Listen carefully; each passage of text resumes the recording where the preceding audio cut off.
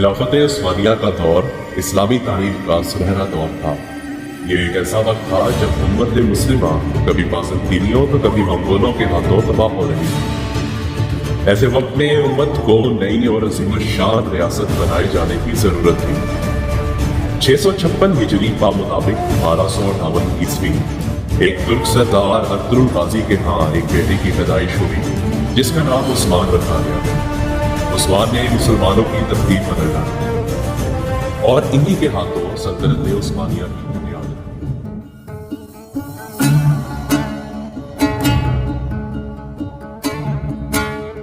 यानी उस्मान को अपनी सजाए मौत में शिरकत न करने के बदले में अब्बास के कातिलों का बताकर कहता है कि जाकर अब्बास के कातिलों को जो कि इस वक्त जंगल में है जाकर उन्हें खत्म करो और अपनी सैलजर खातून से मिलना जो कि सारी खबरों से अनजान मेरे पास महफूज है।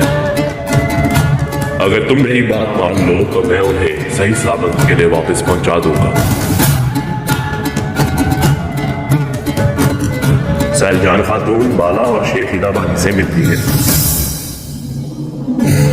और शेखिदा बाली से दुआ लेने की आरज़ू करती है। तो शेखिदा बाली सैलजान खातून को दुआ देते हैं और पूछते हैं कि आप अपना नाम बता सकती हैं। तो सैलजान खातून कहती है कि मैं एक शहीद की माँ और एक शहीद की बीवी आए कबीले की सैलजान खातून हूँ। उस्मान अपने सिपाहियों और दोस्तों के साथ मिलकर जंगल में जाता है।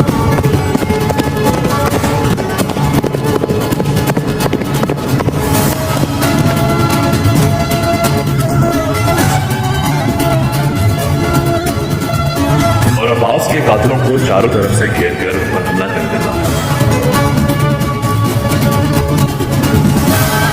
वह सब सिपाहियों को मारकर एक सिपाही को अपने सिपाही के साथ भेज देता है ताकि वो उसका मुंह खुलवा सके और उनके सरदार के बारे में उलझा सके।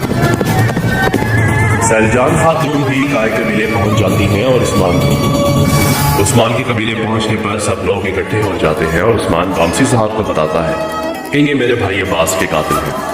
अब ये आपके हवाले है, आप इनका जो चाहे करें। सब खुश हो जाते हैं और फिर सैलजान खातून उस्मान को खेमे में ले जाती हैं और उससे पूछती हैं कि बेटा आखिर तुम्हें क्या परेशानी है।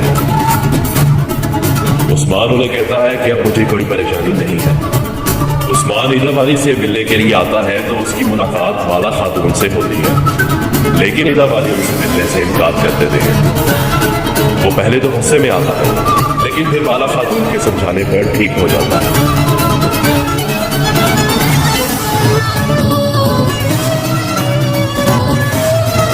आलिशाह साहब दुलदार से उसकी बेटी का हाथ मांगते हैं। अब क्या दुलदार की बेटी आलिशाह साहब से शादी पर राजी हो जाएगी?